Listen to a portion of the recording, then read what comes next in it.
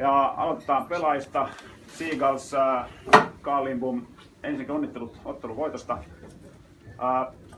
Mikä oli tänään avainsana kentällä? No, heittopeli oikeastaan.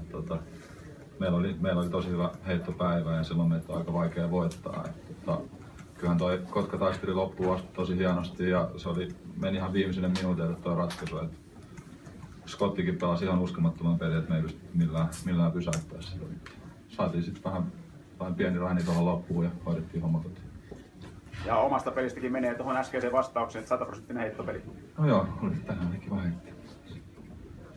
Hyvä, olisiko Kallelle jotain? Kuinka valmiita olette pudotuspeleihin? No, tietenkin tässä nyt vasta selvisi, että kuka vastustaja tulee, mutta meillä on pari päivää aikaa valmistautua siihen, mutta tänään mun mielestä näytti jo paljon paremmalta, että kyllä me valmiita ollaan playeriin. Mitä vastaajat tulee? Oliko se nyt Kouvat? Kyllä. Oli Kouvat. Kiitos. Kiitos. Kiitos Kalle.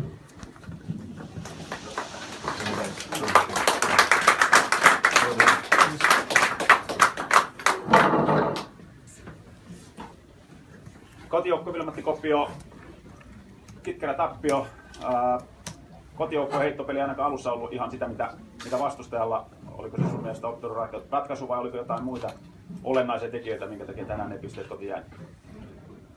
No, mun mielestä tänään oli kaksi joukkuetta, ketkä molemmat niin taisteli ihan loppuun asti. Ja mä oon kyllä ihan ylpeä meidän pelaajista, että meillä oli niin surkea matsi Joensuut vastaan ja sitten nyt kuitenkin kaikki ryhdistäytyi tähän matsiin. Ja vaikka Seagulls niin tuntui varsinkin tuossa lopussa laittavan niin kaiken sisään ja oikeastaan läpi ottelun, niin me silti pystyttiin olemaan siinä ihan kintereillä loppuun asti, mutta varmaan tänään sitten parempi joukkue voitti.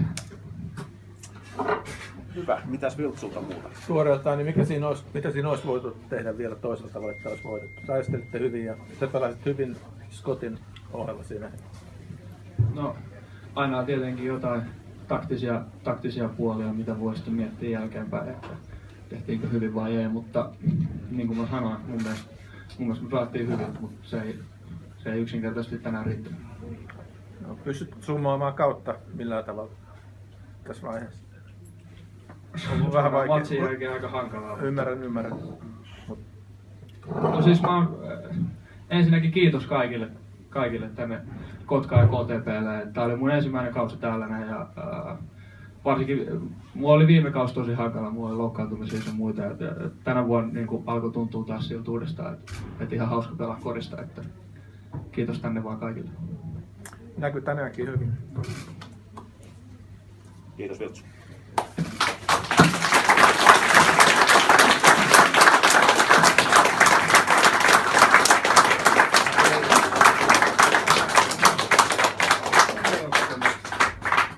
Valmentajat Seagulls Mikko Larkas, onnittelut pisteestä ja voitosta. Kiitoksia. Heittopeli varmaan oli yksi avainsana tänään. Oliko jotain muita semmoisia juttuja, mitkä sulle pisti silmään? No ihan alkuun pakko sanoa, että kyllä mun mielestä tässä oli aika hyvä koripalloottelu tänään. Että jos heittopeli oli meillä hyvä, niin en muista hirveän kertaa, että mun joukkueet vastaan kukaan sitten 40 pistettä. Ja sanotaan, että niillä heitoilla myös Cotton teki, niin niistä suurin osa, jos kukaan voinut saada pois. Siinä 10 helppoa pistettä ja loput on tehty niin kuitenkin ihan hyvää puolustusta vastaan. Ainakin omasta mielestä, että me ollaan kuitenkin sitten ehkä vähän laajempi.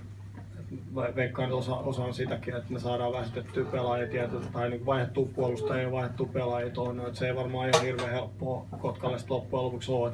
Ehkä se on, niin pieni ero tulee siitä, että me voidaan olla pikkasen ehkä tuoreempia siinä ratkaisuhetkillä ja silloin se näyttää, että pallot menee koriin. Mutta siis iso respekti Kotkaa kohtaan taisteli ja mun mielestä niin kuin Vilsu sanoi, että tänään oli kaksi hyvää joukkoa, että jos toisen täytyy hävitä ja tänään me saatiin pidempi korsi tästä. Taas voinut kääntyä ihan kumpaan suuntaan, vaan johto on vaihtunut 18 kertaa ollaan ollut tasatilanteessa. Niin ei tää ihan hirveän isosta asioista jää kiinni. Hyvä. Varmaan tulee kysymys kohta lehdistöltäkin playoffin valmistautumisesta kenties vai? Ole hyvä. Niin minkälaisilla aatteilla, annoksilla Siikas lähtee puoliväliä? No tietysti ihan hyvillä. Ei mun mielestä tässä on niinku, sanotaan, että jos tämän tason joukkue jää playoffien ulkopuolelle, niin kertoo sarjan kovuudesta, että se joutuu jokaista joukkueet vastaan valmistautua. Sanotaan, että muuten ei ehkä niinku sitä, ketä vastaan pelataan, ei ole mitään väliä. Kaikki pitää voittaa, mutta tuo matka lyhenee aika paljon, kun Lapua ei tarvitse kohdata ensimmäisen kierroksella. Että ihan luottavaisin mieleen. Meillä oli vähän vaikea jakso tuossa, hävittiin 2 kertaa Salolle ja kerran Katajalle. Toisaalta 2 niistä vieraissa ja siellä ei vissiin hirveän moni muukaan käynyt voittamassa. Että niin kuin sanoin viime lehdistötilaisuudessa, meillä oli niin kuin aika huono olo ihan turhan takia mun mielestä. Että ne on sellaisia tappioita, mitkä on, niin kuin, voi budjetoida. Että enemmän mä oon niin pahoillani siitä, että mä oon hävitty niin sellaisia pelejä, mitä ei olisi pitänyt hävitä. Mutta se, että se on tietysti täytyy katsoa, mitä tämän päivän otteluita ei varmaan hirveästi kannata katsoa. Veikkaan kukaan ei tehnyt mitään, mitä tulee tapahtuu siinä puolivälin eräsarjassa. Mutta ihan luottavaisin mieliin ja hyvillä mieliin. Ja toivotaan, että on pitkä kevät. Kiitos. Kiitos Mikko. Kotijoukkueen reailussa valitettavasti kausi päättyy tähän ja tänään tiukan taistelun jälkeen ei pisteitä tullut.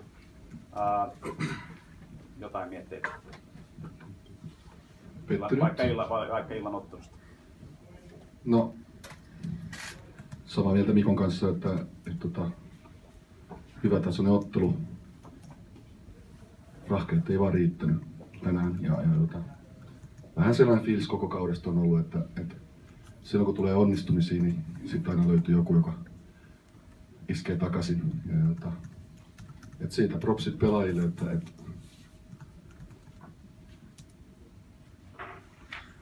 ei kertaakaan nyt periksi oikeastaan. Totta kai siellä on joitakin ottelut, kuten Kataja-ottelu viime ottelussa, niin ei ollut hirveän tasokasta tai joku tietty ottelu täällä niin poispäin, mutta kun pelataan monta kerrasta, niin pelataan 36 vai? Niin siellä tulee vääjäämättä huonoja pelejä, mutta tää kausi vähän niin kuin on tätä näin, että monta tiukkaa ottelua ja enemmän tappiota kuin voittoja niissä tiukoissa otteluissa ja sitten tänään loppukliimaksi, että hyvä peli ja toivottiin apuja muualta, mutta niitä ei tullut niin tuossa maaliviivalla. Niin. No vähän se fiilis jää koko kaudesta. Sitten sen jälkeen ei varmaan auta mikään muu kuin ruveta rakentamaan jotain eteenpäin. Joo, kaikki raha on tervetullutta, että voidaan rakentaa kovempi tason joukkoa. Muutama nimi ensi kauden joukkueeseen on jo olemassa. Ja tänään siihen listaan tuli yksi lisää.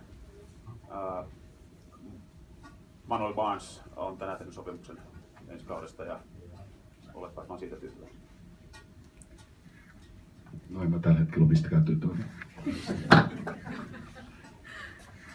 Alright, sitten ei auta mitään muuta kuin kiittää yleisöä ja toivottaa sitten hyvää kevään jatkoa kaikille. Kiitoksia.